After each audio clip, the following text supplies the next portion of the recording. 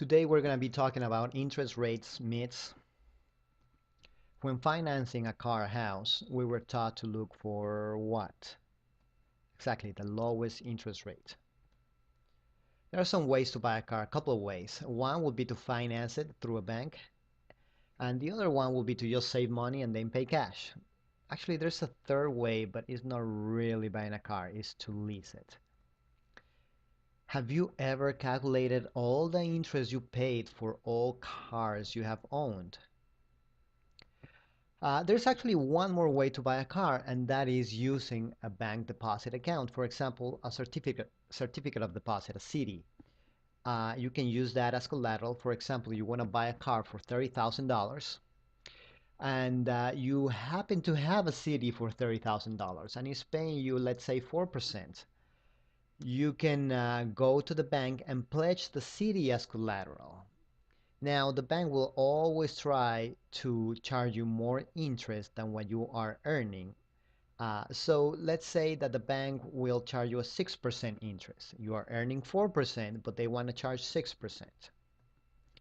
But the banker will tell you you're going to make more money in your 4% CD than what you pay in on your 6% loan over the 48 months. The big question is, do you believe it? It's hard to believe, right? So let's do some calculations here. The loan was for $30,000.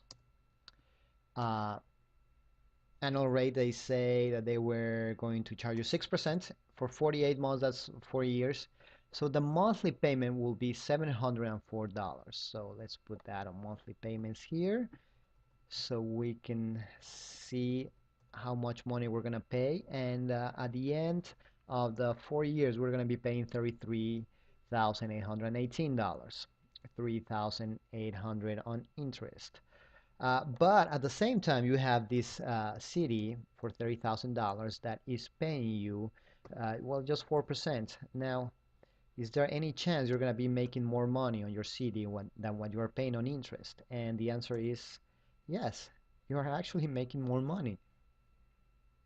Now, what will happen if you go to the bank and let's say that we are living on the 80s. On the 80s, the interest rates were high. So let's say that they were paying you a 15% interest rate for your CD, but you go to the bank and they try to charge you 30%. Of course, if that happens, please say no. But just for kicks, let's see what will happen. So now the payment is 1,080. So let's put that here, 1,080 with 18 cents for 48 months. This is the amount that you're going to end up paying.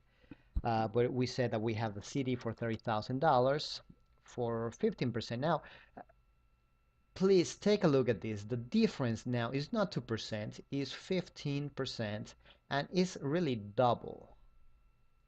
So for 48 months, what is going to happen? Is there any chance you're going to be making more interest on your CD than what you're paying?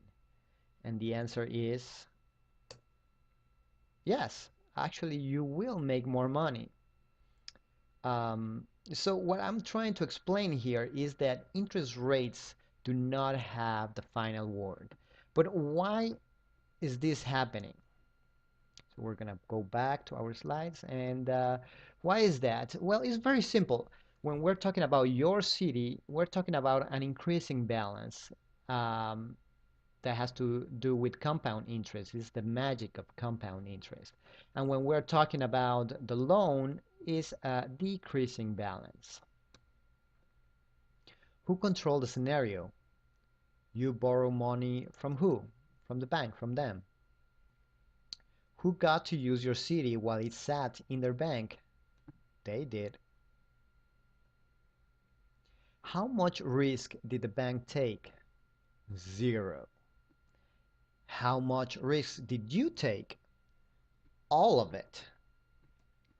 What if you could design a system where you could control both scenarios with your money? Call or email Edgar Sale. Maybe we can talk about it.